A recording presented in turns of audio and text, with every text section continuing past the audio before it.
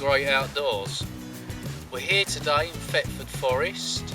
We're having a bit of a ramble around. We're going to scope out the area, see if we can find anywhere good to set up our tent, and then we'll be doing a wild camp.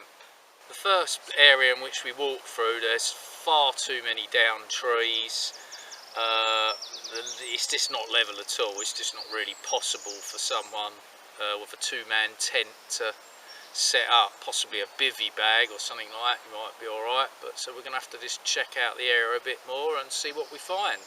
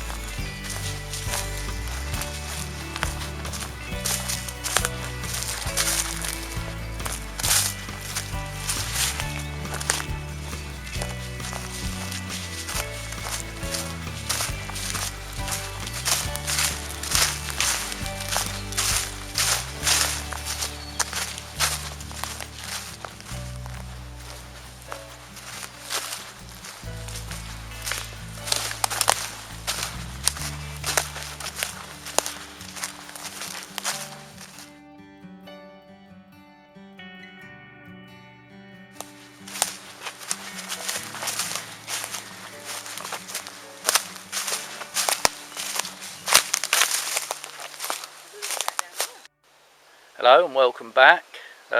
Been walking for a little while now, about 10 minutes or so since we last spoke. We found an area. It's fairly close to one of the main paths, but it just looks really good. It's just a really good area. Dip right out of the way. You cannot see the path. There's no way you'd be seen from the path area. There is a bit of a path that comes down to where we are now, which, you know, it doesn't look a well-walked path, but it does look like people have been down here before. You know, I'll be honest, there are bottles and that around. I'll just show you around. As you can see, there are bottles and that on the floor, so people have been here in the past. As you can see, there's quite a lot of bushes. The main pathway is just over there. As you can see, there's still quite a lot of dead standing wood, but I would suggest that there doesn't look like any widow makers up there. It looks like most of it probably came down in that storm a while back. As you can see, I'm walking up a bit of a slope now. There is a bit of a path. It's not a main path by any stretch of the imagination, just over here. But you know, you can tell that obviously people have frequented this area. As you can see, it sort of dips down a bit there as well, and you got the bushes here, so this potentially could be quite a good spot, we think. I'll just show you where the road area is. Road area is just over there. You can't quite see it because, as I say, we are actually even a little bit dipped down here, but it's not hugely that far. But again, you've got a hill just directly in front of you there, which covers you again from the road that comes down a little bit, so they can't see you while they're driving down. There'd be no way they could see you coming from that way because you're well hidden. It's definitely the best spot we've found so far. We'll bring you back in a little while.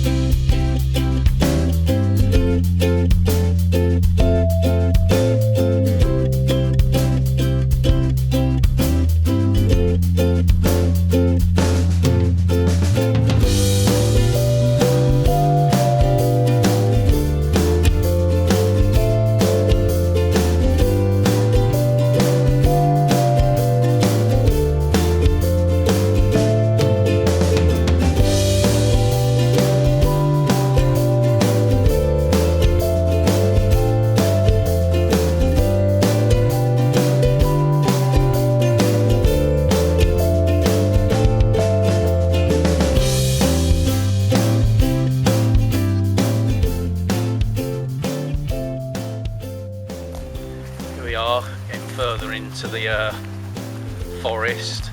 Some lovely areas around here, really rather warm today considering where we came from. It was chucking it down with rain and looked like a monsoon. Considering we only come for an hour away, it seems really quite weird. Really quite warm. Not really found anywhere else yet as such for camping. Problem is you find with Thetford Forest is, because I think it's sort of a man-made forest, all the trees are sort of put in long lines, so there's not an awful lot of places you can sort of hide away. And obviously because of the type of trees they are, they're what trees? Pine trees? Yeah. It's all high up, all the foliage is high up, it's not very low down. So it makes it a little bit more difficult to find places to hide. I mean, you can see that there are areas, as you can see behind me, you know, that do have lower area cover. We like to sort of hide away the best we can because we like, you know, to have a torch on. We don't want to be sitting in the dark. As you'll see from most of the videos that we have had up, we like sitting outside. We're not people to sit inside the tent and hide away. We like sitting outside and enjoying the outdoors. I'll bring you back when we find something else more interesting.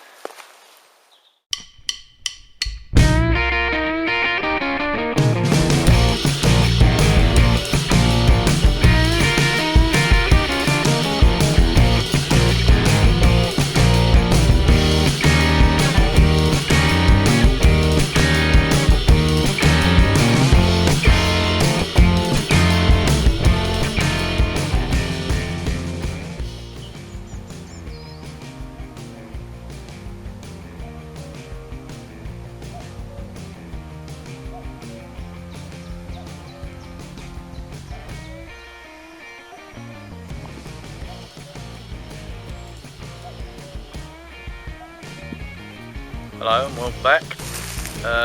Just checking out another little spot where we are at the moment. Focus on where we are.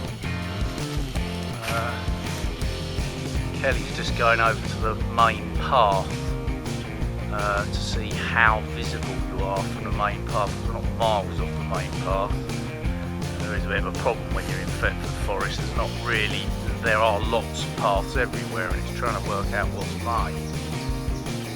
Yeah, and I would suggest this isn't very good. I can see her really well and she can see me pretty well. So Again, not the greatest spot here. At the moment it's still looking like the spot earlier in the sort of dip. But I'll bring you back and find anything else.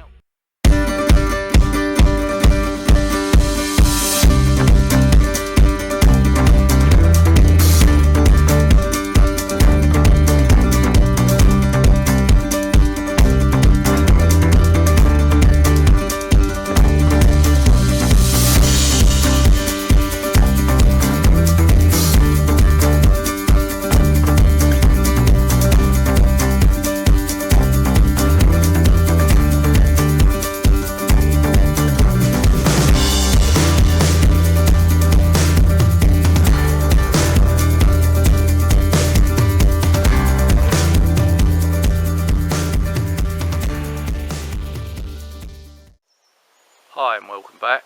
We found another potential spot. Again, it's right down inside like a big hole. I don't really know what these are. I mean, I will pop it up on the screen if we work out between now and editing this video what they exactly are. But there's a lot of them, massive great craters in the ground. It's quite good. There's some fairly flat area down there. We're trying to make our way down there. I mean, me being me, I'd just run straight down the side, but Kelly's a little bit more sensible than I am. She's trying to find a sloped area to get down now. As you can see, there is a grassy area. And despite how close to pathways you might be, you're well off the beaten track and you have to walk through stinging nettles pretty much to get to it. So again, could be potentially a good place to camp.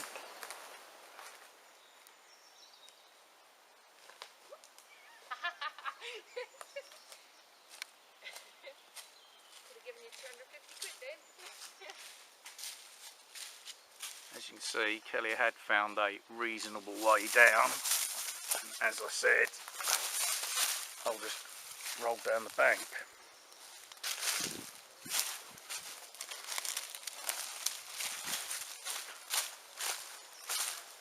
Admittedly, Kelly's would be easier when you've got quite a heavy backpack, because we'll both be carrying around 14 kilograms. And that was a light pack. As you can see, it is quite flattish here. I mean, our tent would fit quite easily there. A two-man tent, I reckon you'd easily get in there.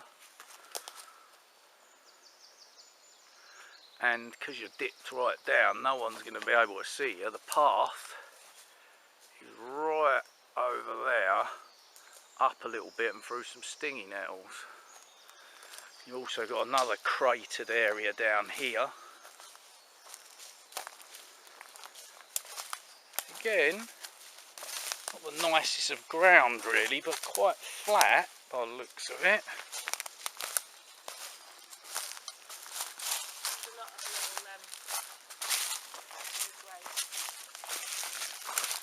I mean, I honestly think if you were going to camp, the little piece of grass area that I first showed you probably would be a good place.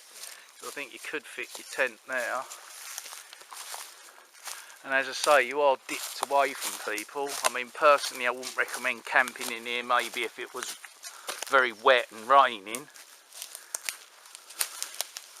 But the sort of weather we've got at the moment, I would suggest it's not a bad little area.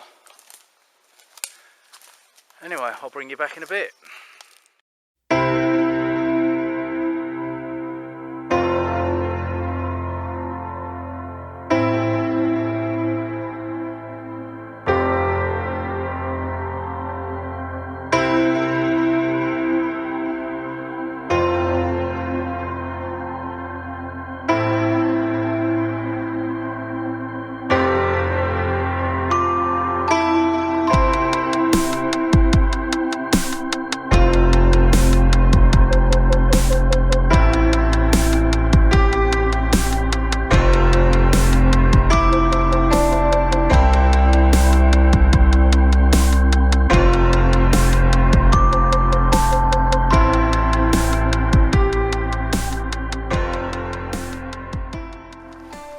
Hello and welcome back.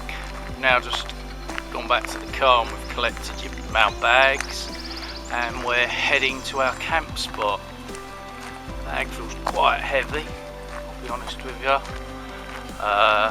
but not got that far to walk, to be fair. It's fairly close to the area we've picked. I'll bring you back when we get back to the camp.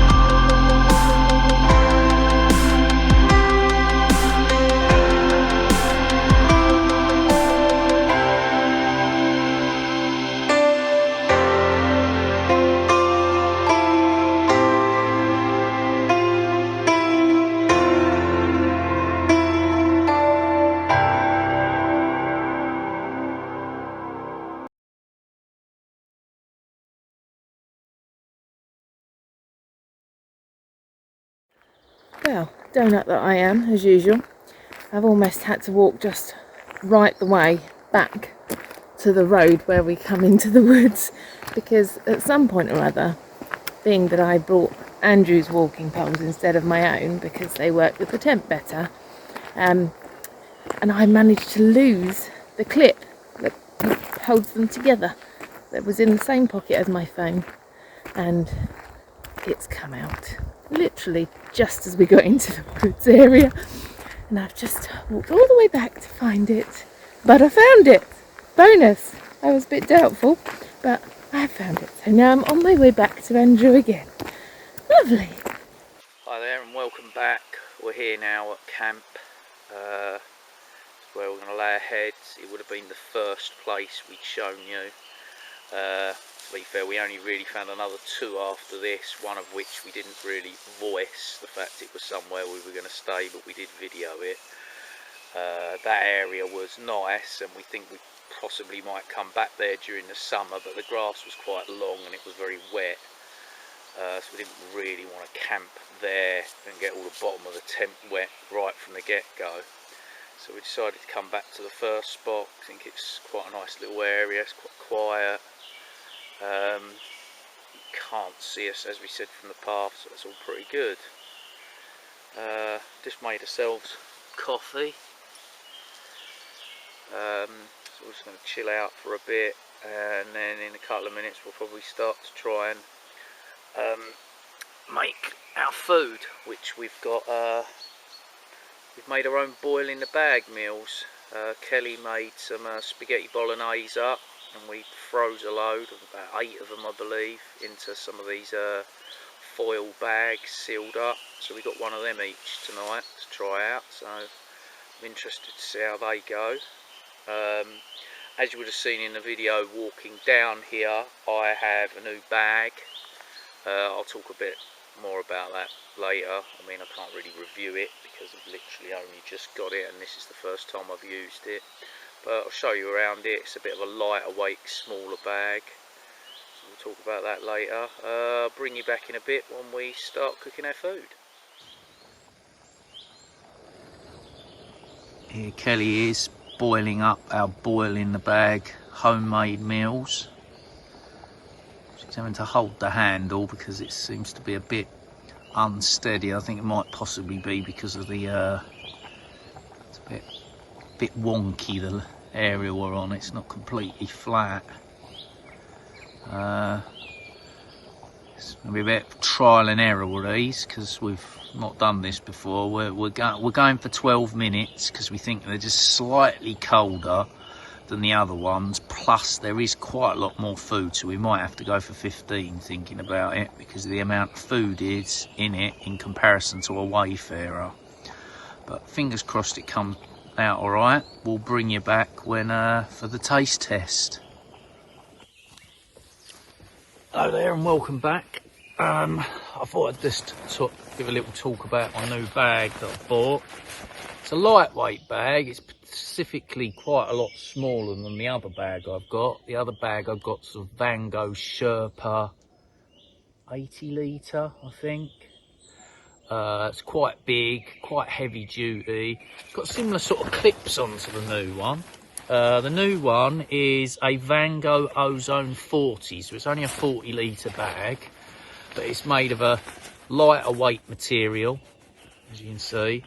It seems quite strong material, to be fair. You've got the same back thing here as what's on my Van Gogh Sherpa. So, you know, you've got the air goes around the back. Seems fairly comfortable on the back. As I say, it's only 14 kilos in this. I've carried and not carried it that far, to be fair, so I'll do a review later on. It's got good size. I mean, it's pretty much just one big pocket, like you put everything in. There is a smaller pocket at the front, which I haven't used at all, really. I mean, at the moment, there's a couple of bits in there. The stretchy pockets on the side are really good. There's a lot of room in there. As you can see, this is a litre bottle in here, and that fits in, well, easily. You could possibly even fit 2 in there if you really wanted to. It's got a pocket on each side like this. Again, it's made of that stretchy material, quite large, can fit quite a lot in there, so that's pretty good, because you get one on both sides. On my Van Gogh Sherpa, you've literally only got one pocket. It's fairly big.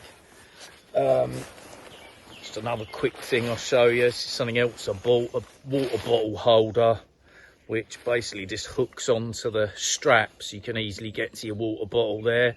That seems all right. Might be a bit annoying with a litre bottle like that in it, so I might use a smaller bottle for that. That's just so it's just easy to get along, have a drink while you're going. But as I said, it's just a quick, just showing you the bag. You've got a pocket on the top here, and there's also the little pocket in the inside as well, like that.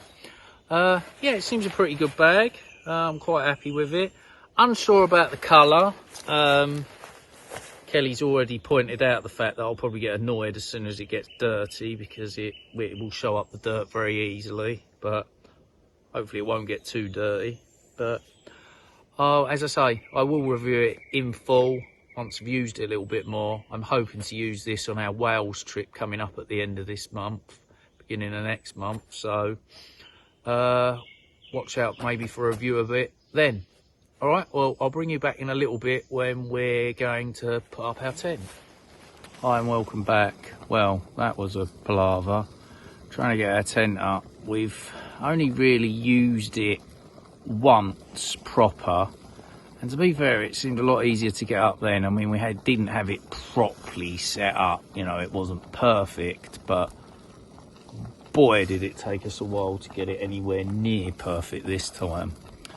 If anyone knows about the one Tigris Tangram, what height you're supposed to have your trekking poles, if you could comment below, that would be really helpful, because we're struggling to find out what height they should ideally be at, and I think that's part of our problem. We're just cooking up our second meal for us to share now, and I've also got a Brewdog Elvis juice. See what that's like. Yeah, well, can't really show you the tent too well. I will try in a minute, but to be completely honest with you, it's, well, really quite dark now, so I don't think you're going to be able to see it too much. But let's just have a taste of this.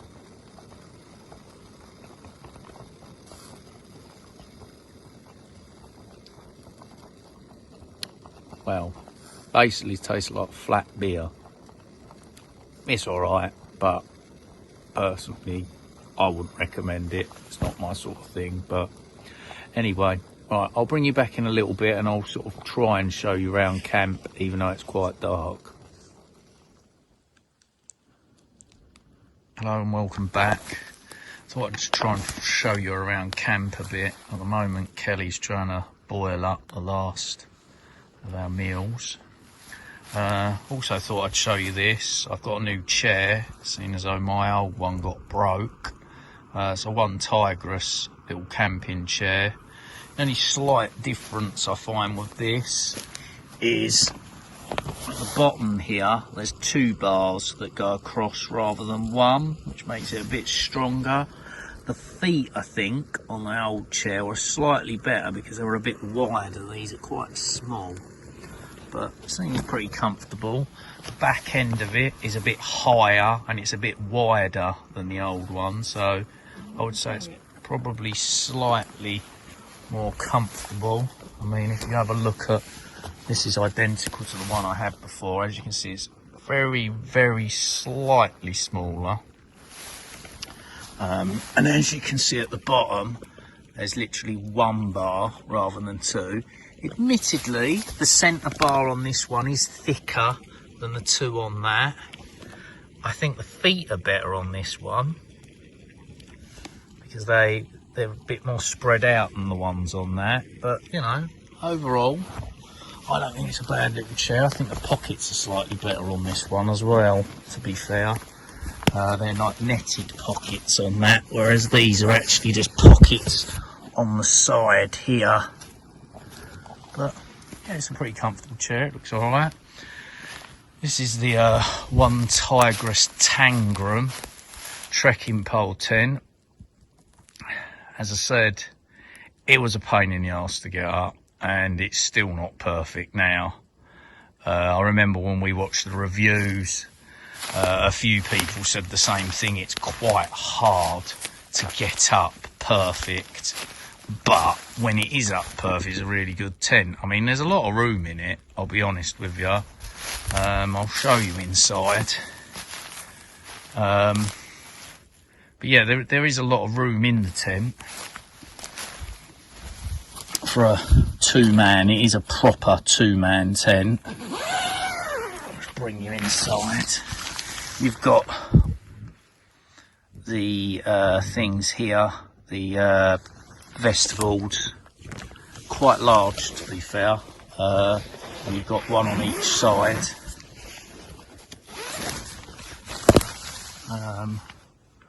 There you can see we've got the one Tigris, 1 patrol bags in there. There's quite a lot of room in it. It's all netted in the inner, as you can see. I think it's classed as a 3-season tent. Whether or not it is, I don't really know. That's what they say it is. This is only the 2nd time of using this tent, to be honest. So we're still learning on how to do it. It's not a bad price. I think you can get it for about £130 now.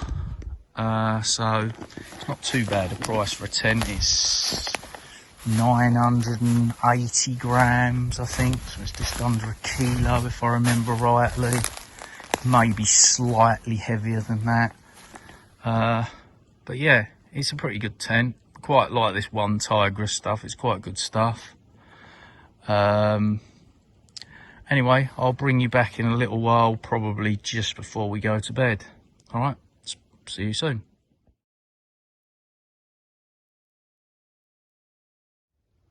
Andrew got me a new little toy ready for us going to Wales as well, especially as we're going up mountains a bit. So we thought we'd be able to check the wind speed and the temperature. So we have a new little toy. So I just got it out to see what the temperature is tonight.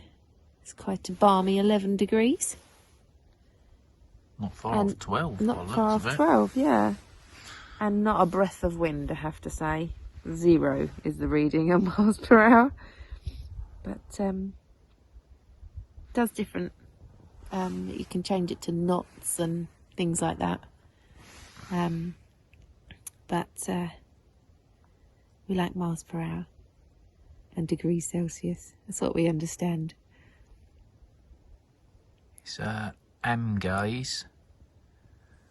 It was bought, if you were interested, off of Amazon. Comes with a sort of like necklace, cord, lanyard you could hang type it up thing. on your tent, couldn't you? Or you could hang it on your tent, I suppose. Yeah. That orange thing around it, that's like a case. It does actually come off and it's inside, but it just protects it if you was to drop it or whatever. And I think you'd probably be able to spot it better as well, wouldn't you? And you'll be able to spot it if you did drop it. Yeah. You know, especially if you, I don't know, like snow or whatever, I don't know. But or just me. yeah. It's quite very simple to use, which is good for me. Effectively, you press on, 2 to press off, and you just switch through the modes. Hello and welcome back. We're just having ourselves a hot chocolate, and then we're gonna pack down the stuff that's out here and pretty much get ready for bed and then crawl into bed. So I just thought I'd bring everyone back just to sign off for the night, and we'll see you all in the morning. Hello and good morning. A reasonable night's sleep. Got a little bit cold. Found that those one tigress bags round the zip area tended to be where you got cold. Beyond that, the actual bag generally seemed quite warm. I don't know what the temperature was last night. According to the weather forecast, it went down to about 6 degrees. But it's a really lovely morning. You can just about see the sun coming through the trees over there. So I'll show you around the tent now. 1 second. There's the tent. As I said, it didn't go up too badly in the end. It wasn't a perfect pitch. It took far too long to put up. It shouldn't have taken as long as it did. But as I said earlier, it is only the second time we've used this tent, and it's only the 3rd time we've actually put it up. We have discussed the fact that we will have to spend a weekend putting it up in the garden and working out exactly how high the poles should be and in what order you put the tent up in. But the tent's all right. As you can see, I mean, you saw the area it was camping in. There you go. What I'll do is I'll bring you back in a couple of minutes when we're starting to make our breakfast.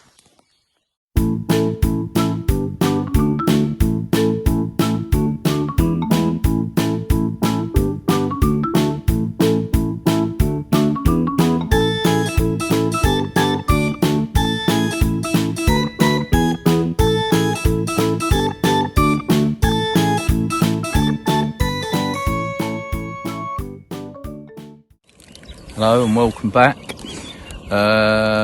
We've now taken down the tent, as you would have seen, and we're just making our breakfast and a nice cup of coffee. And in a minute I'm going to attempt to fit all that lot back in the bags. So that'll be fun. Just to let you know, the meals that Kelly made up and we put in the little foil packets, which I will show you now. 1 second. That's the foil packets. That actually works really well. Boiled up nicely. We reckon we found that possibly putting a little bit more sauce in with the bolognese will probably help. The foil packets, what we'll do is we'll put a link in the description about where you can get them. It's Amazon and exactly what size they are. We did cut them down to make them the size they are now, so they fitted in the 1 litre pot we've got down there, because they're still substantially bigger than the Wayfarer meals really, but then that's more down to the content. There's more content in them than what there is in a Wayfarer meal. But they seem to work. They were nice enough. We're going to give it another go.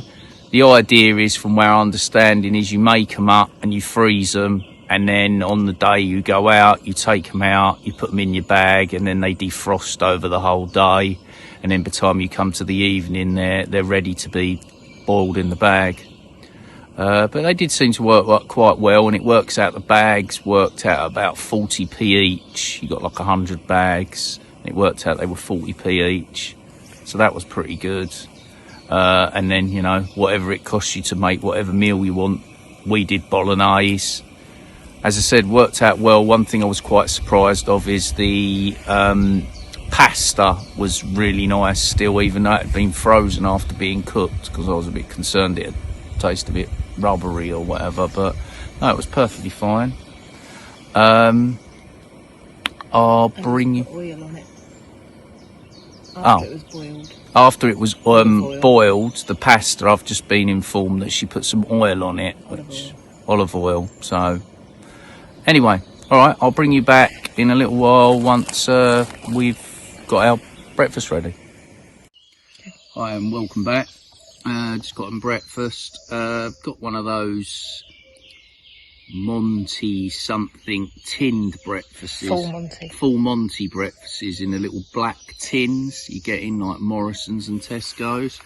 And what we've done is we've just stuck that in one of these boil in a bag bags, because it's just lighter than bringing the tin, and they're a lot cheaper than buying the breakfast ones in the Wayfarer meals. I mean, this is about, what was it, 60p, whereas the Wayfarer meals are in the region of sort of like £4.50, £5. So, and it's nice enough. It's hot. There's probably actually more to this than there is the Wayfarer ones, to be honest. I've had a cup of coffee,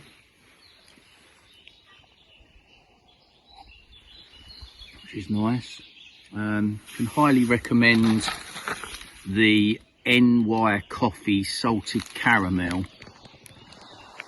They're probably the best coffees we've had, to be fair. You know, the Nescafe ones are pretty good as well. Just your standard coffees, but yeah, they're really good. I definitely recommend. Out of the hot chocolates we've had, my favourite by far is the Whisper one. Didn't have any of them today.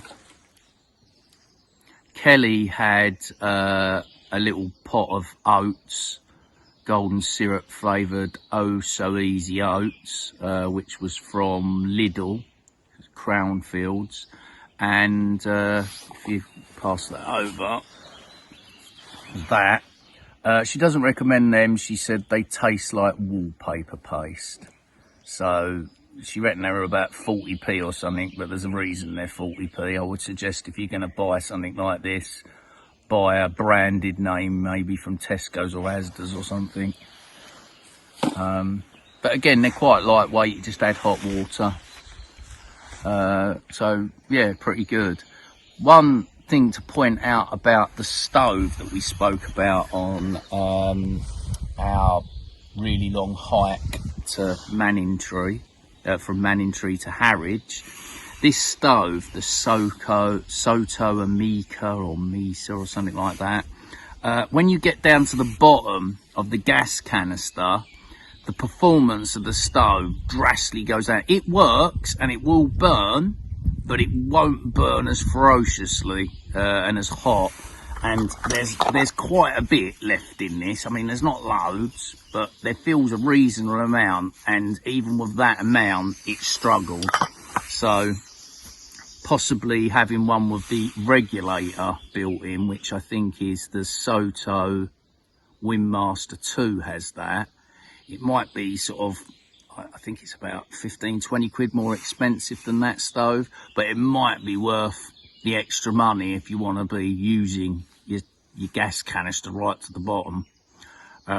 possibly if you do the multi-day hike in particular, because otherwise you're going to have to carry around lots of gas canisters, because you're going to have loads that are going to be half empty left in your bag. So that might be worth sort of thinking about if you were thinking of buying one of them stoves. I mean, if you're just going to do like one night here and there, and you're going to fill up your gas canisters as we do, we buy bigger gas canisters and we screw the thing onto it, and then we fill these ones up because they're a good size. They fit inside the pots quite easy. They even fit inside the smaller pot we have, so you can keep a whole kit together, which is quite nice. You know, these sort of stoves probably aren't going to be that much of an issue to you, because if you're left with a little bit at the bottom, you'll be going back to your car, going home or whatever afterwards anyway, so it's not that big a deal, because you can just refill it with the gas when you get in and done. But as I say, multi-day hikes, you might want to think about getting a slightly the better version of that stove, because you know it's got the regulator, and supposedly, I can't guarantee this, but according to reviews and stuff like that, that regulator allows it to perform to its full ability right to the bottom of the gas canister. So that's worth noting. All right, well, we'll bring you back when we're about to leave from camp. Hello and welcome back. We're now all packed away, as you can see. As also you will see, it's leave no trace. You can't see that we've been here. I mean, to be completely honest, we've even tidied up rubbish in our rubbish bag just down there that was already here, a couple of bottles, cans, things like that. So we've taken that away as well. You know, as everyone will always tell you, make sure you leave no trace, because otherwise, if people keep leaving rubbish around and stuff like that, it will become harder and harder for people like ourselves, maybe yourselves, to wild camp, because people will police it more, and we don't want that to happen, and I'm sure you don't. So just remember, leave no trace. Anyway, I hope you enjoyed the video. If you did, please hit that like button, and if you haven't already, maybe hit the subscribe button. We love anyone's comments, whether they're positive or negative. You know, the negative ones are just as helpful as the positive ones, because they allow us to go forward with the channel. You know, things people might not like. You know, this video in particular has been videoed as well, not with a GoPro. Majority of it has been videoed with a small camcorder. The night shots and the morning stuff have been filmed either on my iPhone or on Kelly's Galaxy phone. Anyway, look forward to seeing you all in the next adventure. See you again soon.